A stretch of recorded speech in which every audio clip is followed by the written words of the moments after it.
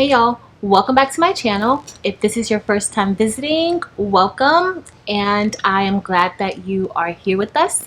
If you are a returning visitor or subscriber, thank you for stopping back by. Today we will be making a t-shirt. So we will be sublimating onto this t-shirt. This is a 100% polyester shirt. The brand is Port & Company. And I just want to show you all pretty much how to sublimate a shirt. Once you start sublimating shirts, you will do it very quickly. It's not something that takes a lot of time. You're simply printing your image out and you're using sublimation ink. You're either using a sublimation printer or you will be using a printer that you convert to do sublimation with, along with sublimation ink. Okay, so today we will be sublimating this shirt, and I wanted to show you guys the difference. So sublimation, if you're sublimating a shirt, it requires for that shirt to be, or at least for the shirt to have a high polyester count. So you want your shirt to at least be 60% polyester. Some shirts work 50%, but you get it'll be a little more faded. But for the 100% polyester shirts, that's where you will get a vibrant color. Now, I want to show you guys this shirt that I was in a rush and I was just pressing shirts one day and I picked up the wrong shirt. So I picked up this 100% cotton shirt. I sublimated on it and I realized that it was not correct after I sublimated on it. So I did wear the shirt once, but I want to show you guys what happened to the shirt once I washed it. So as you guys can see, it pretty much faded. This in the center was a nice bright red, and around there that was black print. Now when you press on it, it looks great. It doesn't look too bad. Okay, so you'll think, oh, I can sublimate onto cotton. Yes, you can get ink to transfer onto the cotton, but it does not hold. Okay, so probably, and I only washed this shirt one time. Now if I go to try to wash this shirt again, I am pretty sure that it will fade even more. So if you're sublimating on cotton, you really can't. You have to use something else. Sometimes we use glitter HTV or glitter heat transfer vinyl, or we will use maybe Easy Subli.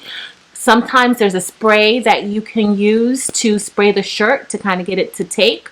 But you just have to test it out. But you cannot sublimate directly onto 100% cotton. Okay? All right, so I'm simply going to show you guys how I sublimate the shirt. I have already printed my image out. We will just be printing the Craftable Thing logo onto the shirt.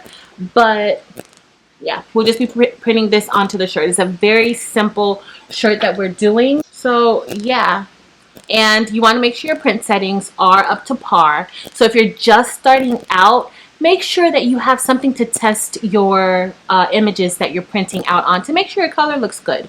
Make sure that you download all of the drivers. So most printers use for sublimation Sawgrass, or you can use the Epsons and convert the Epsons.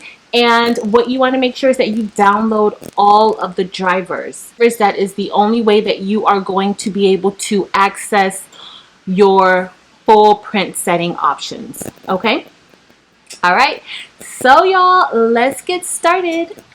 All right, guys. So we're going to get ready to get started. And we're at our heat press. And what we are going to do is, I have this roll of butcher paper that I am going to cut. We will need at least 3 pieces of this butcher paper. We'll need a piece for the bottom. I'm going to have a piece to place on top of the shirt once we get ready to sublimate it. And then I'm also going to have a piece to go inside of the shirt to help prevent any bleeding through of the sublimation ink. No matter what you're doing, you want to make sure that you are protecting your machine. And the reason why we're going to put butcher paper on top is because we don't want any of that ink to hit on the top plate, because that could potentially transfer to other projects that you may have down the line. I know everybody, especially if you have been doing vinyl, you have probably used Teflon.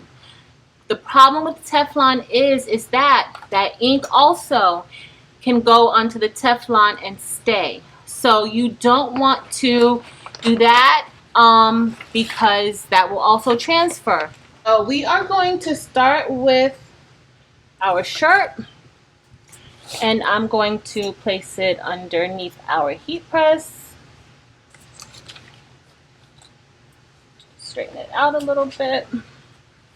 Be careful. The heat press is on 400 degrees, and we are going to press it for about 60 seconds, okay? And I just like to straighten it out, especially if it's something that, if it's not a shirt for me, I kind of like to make sure it's not too wrinkled. So we are actually going to pre-press the shirt to get out any moisture or anything. But before you pre-press the shirt, what you want to do is you want to have a lint roller, because you want to make sure you're getting any debris or any loose fibers or hair or anything that may be on the shirt. You want to get it off. And you want to honestly do it for any part that's going to go under the heat press, not just where your image. Our image is just going to be like right here, but I'm pretty much doing this all over, because when there's loose fibers or anything on the shirt, they can be embedded once the shirt is pressed with the heat press, and then you'll have other colors in your shirt and you won't know where they came from. Okay, so you want to make sure that you do that. Again, we have our butcher paper, and we're just going to slide this in. So I'm going to have to adjust the shirt a little bit more. I meant to do that before. I just like this. That simple. Because you don't want your ink or the image to go through. All right. So because I've touched the shirt a little, I am going to go back over the shirt with the lint roller. All right. And then this is the one that's going to go on top. We're going to press this. I'm only going to press this for about 10 seconds or so, just to get some of that moisture out. But plus it's very, very hot. All right, that's 10 seconds. And next we are going to take our logo and place it onto the shirt. So what I usually do is I usually measure it. I know I said that I was going to make a t-shirt ruler to show you guys the t-shirt ruler.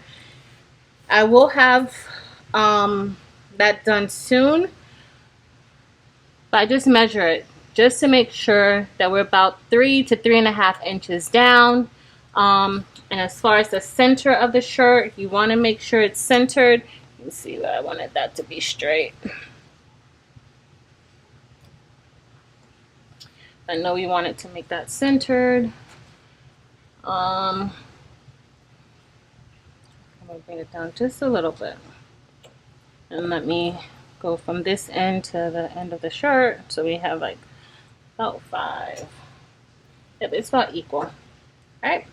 So we are going to get ready to press our shirt. Okay, and we'll be pressing the shirt for about 60 seconds. And it's better to have like everything that you are pressing underneath the butcher paper. You just want to make sure that everything is kind of protected, because that is super, super hot. I missed a very important step, especially for beginners. Make sure that you have heat tape or an adhesive spray to make sure that your image does not move once that heat press comes down on it, okay?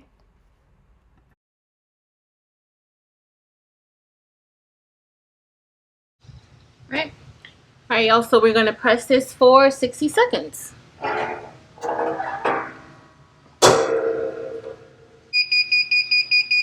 All right, guys, so we are all done pressing our shirt.